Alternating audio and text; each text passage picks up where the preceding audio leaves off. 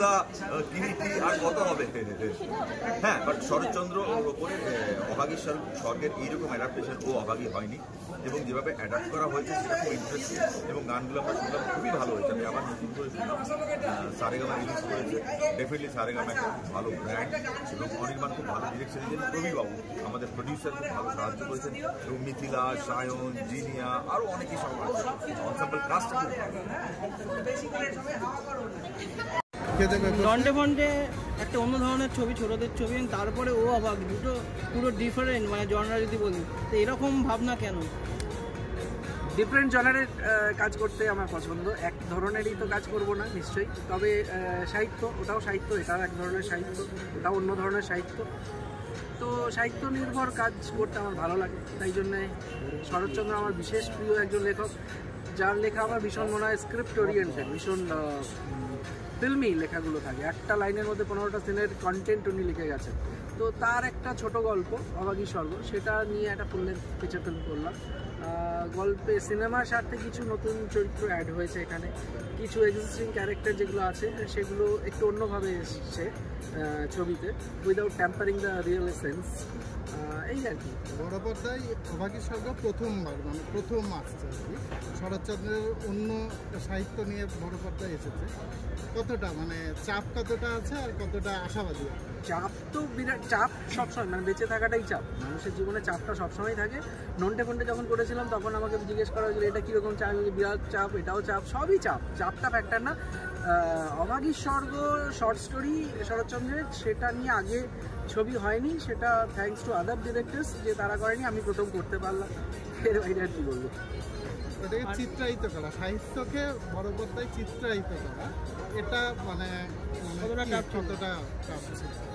হ্যাঁ, একটা জিনিস তো ব্যাপারই যে যখন একটা এতটা ওয়েল নোন, সবাই যেটা পড়েছে, মানে অভাগী স্বর্গ টেক্সটেও পড়েছে অনেকে, এমনিও পড়েছে অনেকে, তো এই গল্পটা সবার পরিচিত গল্প। তো যদিও আমি এটাকে বলছি অ্যাডাপ্টেশন, এটা নট বেসড অন বলছি না, এটা বেসড অন নয়, এটা অ্যাডাপ্টেশন। এই গল্পটাকে একটা 2.5 পাতার গল্পকে বেস করে যখন একটা 2 ঘন্টা ছবি করতে হয়, তখন তার ছবির সাথে অনেক কিছু অ্যাড হয়, অনেক কিছু অ্যাডিশনাল সাবজেক্টস, অনেক কিছু অ্যাডিশনাল চরিত্র, যেটা আগেই বললাম সেরকম এসেছে।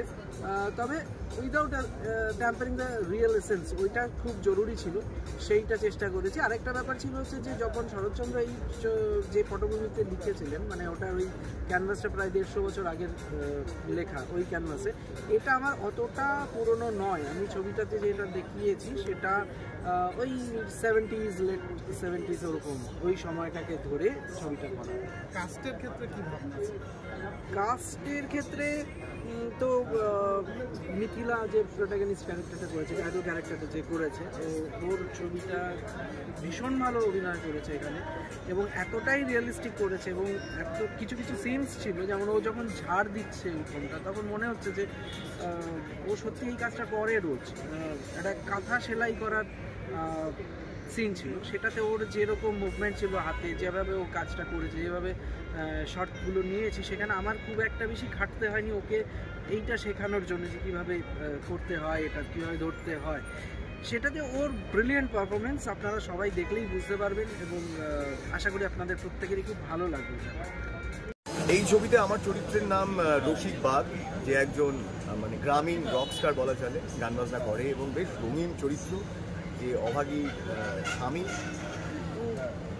ভয়ঙ্কর বাজে স্বামী, বাজে একটা লোক, মানে বেশ কালারফুল, রঙিন, দুশ্চরিত্র, যা যা বাজে বাজে জিনিস বলা যায়, সেই সমস্ত দোষ এই রসিক বাগের রয়েছে। আচ্ছা, ক্লাসিক, এই যে শরৎচন্দ্রের লেখা ক্লাসিক গল্প বলতে এটা বোঝানো হবে, এই গল্পটাকে চরিত্রায়িত করা কতটা টাফ ছিল মানে তোমার এই এক্সপিরিয়েন্স? টাফ, আমরা যখন এই ছবিটা করতে গেছি আমরা সাহিত্যটাকে বার্ডেন হিসেবে ধরিনি, তার কারণ সাহিত্য যদি পুরোটাই সাহিত্যের মতো করতে হবে, এটা হয়তো একটা শর্ট ফিল্ম হতো, একটা বড় ছবি করা যেত না, যেহেতু এটা ছোটো গল্প। তো আমার মনে হয় যে অনির্বাণ নিজের মতন করে এটাকে গুছিয়ে, নিজে যেইভাবে ও অভাগী স্বর্গকে ও রিসিভ করেছে, ও সেইভাবে এটাকে করে। আর হ্যাঁ, সাহিত্য নির্ভর ছবি করতে গেলে যেটা সবচেয়ে বড় চাপ হয় বা একটা বোঝা চেপে বসে, যে মানুষ বোধহয় সাহিত্যের সাথে এটাকে তুলনা করবে, আর তখন বেশ আঘাত পাবে, আহত হবে। তো এটাই বলবো যে সাহিত্য আমরা যারা পাঠক, সাহিত্য পড়তে ভালোবাসি, সেটাকে মানে পাঠ্য বিষয়টাকে আলাদা রেখে আর এই আমাদের চলচ্চিত্র যখন এটা আমরা চলচ্চিত্রের রূপ দিই, সেটাকে একদম আলাদাভাবেই দেখা ভালো। কারণ ওই কম্প্যারিজনে আমার মনে হয় খুব একটা বেদনাদায়ক ঘটনা ঘটে। আর একটা লাস্ট কোশ্চেন যাব, সেটা হচ্ছে যে মানে এই যে সাহিত্যকে নিয়ে সিনেমা করা আর কি, মানে সাহিত্য নির্ভর সিনেমা করা, এখন যেটা মানে বাংলা সিনেমায় যেটা চলছে আর কি, থ্রিলার বা এইগুলোর আঙ্গিকে একটা প্যারালাল আলাদা ভাবনা, আলাদা ধরনের, এইটা নিয়ে তুমি কি বলবে আর কি? কারণ আমাদের বাংলা সাহিত্য যদি বলি, মানে এটা মহাসমুদ্র বলতে হয়। তো সেক্ষেত্রে শুধু কিছু গোয়েন্দা ছাড়া সাহিত্যে থেকে আমরা গল্প নিচ্ছি না। তো আমাদের এবং এপার বাংলা ওপার বাংলা যদি মিলিয়ে আমরা সাহিত্যের কথা বলি, আমি বলবো এটা মহাসমুদ্র যেটা বলছি। সেখানে আমাদের প্রচুর গল্প রয়েছে, প্রচুর উপন্যাস রয়েছে। তো সেখান থেকে তো কাজ হওয়া উচিত বলে আমার মনে হয় আরও, এবং সেটাকে ভাঙা উচিত যখন সেটা সিনেমায় আসছে।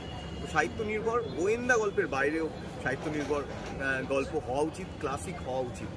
কারণ অভাগীর স্বর্গ এই গল্পটার অ্যাডাপ্টেশন করে ও অভাগী, এটা বড় পর্দায় প্রথম আর কি, মানে এর আগে শরৎচন্দ্র অনেক গল্প নিয়ে সিনেমা হয়েছে, কিন্তু বড় পর্দায় কিন্তু এই সিনেমাটাই প্রথম। হ্যাঁ, এই নিয়ে শরৎবাবুর দ্বিতীয় গল্পে আমি অভিনয় করছি। এর আগে আমি রাজলক্ষ্মী ও শ্রীকান্ত করেছি, তারপর অভাগীর স্বর্গ। আর এটা যদি শুধুমাত্র গল্পটা নিতে হতো তাহলে খুবই ছোট, এটা ছোট গল্প সবাই জানে, শর্ট ফিল্ম হতো, ছায়াছবি হতো। তো সেক্ষেত্রে আমাদের নিজেদেরও, অর্থাৎ অনির্বাণের নিজেরও কিছু আইডিয়া, নিজের কিছু ভাবনা, গল্পটাকে আরও নিজের মতন করে বাড়িয়ে নেওয়া, ও নিজেও একটা রূপ দিয়েছে এই গল্পে। গুড ইভিনিং প্রত্যেককে। আজকে একটা বিশেষ দিনে বিশেষ ক্ষণে এসে হাজির হয়েছে। আজকে আমরা কি করছি না, অভাগীর স্বর্গ, শরৎচন্দ্র চট্টোপাধ্যায়ের খুব মানে একদম একটা বিখ্যাত গল্প, 30 কোটি বাঙালি, মানে প্রত্যেকের মনের গল্প, কিন্তু কোনো কারণে এটা পিকচারাইজ হয় না। শরৎচন্দ্রের সমস্ত গল্প নিয়ে সারা পৃথিবীতে এখন বিভিন্ন ভাষায় মানে ম্যাক্সিমাম মানে ফিল্মে এসে মানে ছবিতে প্রেজেন্ট করা হয়েছে, এবং এটা শুধুমাত্র মানে বাংলা ভাষায় না, বিভিন্ন ভাষাতে। এবং রবীন্দ্রনাথ এবং বঙ্কিমচন্দ্র যখন মানে মধ্যগগনে, সেই সময় শরৎচন্দ্র কী করেছিলেন না, নিপীড়িত দুঃখিত যারা পিছিয়ে পড়া মানুষ তাদের কথা বলতেন, সেই জন্য উনি কথা শিল্পী। আর যদি বলি অভাগীর স্বর্গ, প্রত্যেকটা বাঙালির মনের গল্প। কিন্তু I am really lucky enough যে অভাগী স্বর্গকে আমি প্রথম এই ফার্স্ট টাইম ওই মানে ওয়ার্ল্ড সিনেমাতে বিগ ফ্রেমে নিয়ে আসছি, এবং ওই গল্পটা উনি কিন্তু শান্তাবেড়াতে রচনা করেছিলেন, মানে কলাঘাটের ঠিক উল্টো দিকে, আর আমি থাকি কলাঘাটে, মানে সেই জন্য আমি বললাম যে I am really lucky enough. এবং বুঝতেই পাচ্ছেন যে অভাগীর স্বর্গ যে এই পিকচারাইজ করা হয়েছে, অলরেডি এটা আলোড়ন তৈরি করে দিয়েছে, এবং বিভিন্ন ন্যাশনাল এবং ইন্টারন্যাশনাল ফেস্টিভ্যালে এটা মানে অ্যাপ্রিসিয়েট হচ্ছে, এবং মানে সিলেক্টেড নয়, নমিনেটেড নয়, মানে অ্যাওয়ার্ড পাচ্ছে। আজকে আমরা নিউ দিল্লি ইন্টারন্যাশনাল ফিল্ম ফেস্টিভ্যালে আমরা বেস্ট বেঙ্গলি ফিল্ম অ্যাওয়ার্ড পেয়েছি। এটা হায়দ্রাবাদ ফিল্ম ফেস্টিভ্যালে সিলেক্টেড হয়েছে, জয়পুর ফিল্ম ফেস্টিভ্যালে সিলেক্টেড নমিনেটেড হয়েছে, বিভিন্ন ইন্টারন্যাশনাল ফেস্টিভ্যালে গেছে। এবং আজকে ছিল মিউজিক লঞ্চ। এই মিউজিক লঞ্চ আমি যেটা বললাম যে এই প্রথম কোনো মানে বাঙালি মানে ওই মিউজিক লঞ্চের মধ্যে যদি দেখে থাকেন, মিউজিকগুলো দেখে থাকেন, একটা তার মধ্যে একটা বাংলার সাহিত্য এবং সংস্কৃতি একদম মানে মেলবন্ধন করেছে এখানে, ঠিক আছে। এবং এই প্রথম কোনো মানে মানে মহিলা মিউজিক ডিরেক্টর মানে এই ছবিটার মিউজিক দিয়েছে, এবং মানে সিআইটার ট্রিমেন্ডাস জব, এবং প্রত্যেকটা ন্যাচারাল সাউন্ড ইউজ করা হয়েছে। মানে মানে একদম যেটা বললাম যে যাত্রার আওয়াজ, বাঁশির আওয়াজ, এবং ঢেকির আওয়াজ, কুড়োর আওয়াজ, বাঁশির আওয়াজ, মানে তালপাতার বাঁশি আগেকার দিকে যেগুলো বাজানো হতো। এবং উনি গল্পটা করেছিলেন, কিন্তু রচনা করেছিলেন 1926 সালে। সেই গল্পটাকে আমরা কাছাকাছি নিয়ে এসে মানে মেন কাঠামোটা রেখে আমরা একটু অ্যাডাপ্টেশন করেছি, কারণ এটা 2.5 পাতার গল্প। হ্যাঁ, শরৎচন্দ্র খুব এক লাইনে অনেকগুলো কথা বলতেন। যেমন উনি যখন অভাগীর যখন মানে যে স্বামীর কথা বলতে চেয়েছেন, মানে তখন উনি বলেছিলেন রসিকের বাঘের অনেক বাঘিনী আছে, একটা কথার মধ্যে উনি অনেক কিছু কথা বলতে চেয়েছেন। তো আমরা সেটাকে সুন্দরভাবে ফ্রেমিং করে একটা পিকচারাইজ করেছি। আমরা আশা করছি প্রত্যেকটা বাঙালি দর্শকদের ভালো লাগবে। আর যারা সাহিত্য ভালোবাসে কোনো কথাই নেই। সো 30 কোটি বাঙালি দে আর ইগারলি ওয়েটিং ফর অভাগীর স্বর্গ। আমাদের আসছে ও অভাগী 29শে মার্চ। আপনারা প্রত্যেকে আসুন, এই ছবিটা দেখুন এবং মতামত দিন, এবং আপনাদের বন্ধুবান্ধবের মধ্যে শেয়ার করুন। আমি জানি প্রত্যেকের ভালো লাগবে। আমি গেয়েছি মন মানে না বলে একটা গান ও অভাগী ফিল্মের জন্য। এটা একটা ফোক আঙ্গিকের গান, এবং গানের কথা খুবই সুন্দর, এবং যেহেতু লোকগানের উপর বেস, সেজন্য আমার জন্য খুব মানে এফর্টলেসলি গাওয়া হয়েছে, এবং গানটা খুব সুন্দর হয়েছে।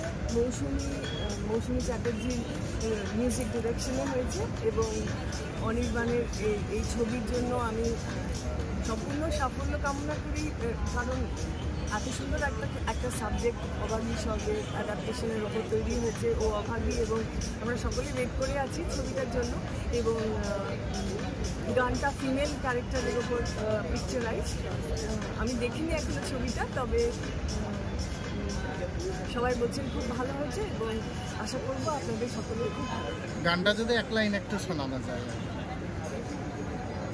আমার মানে না,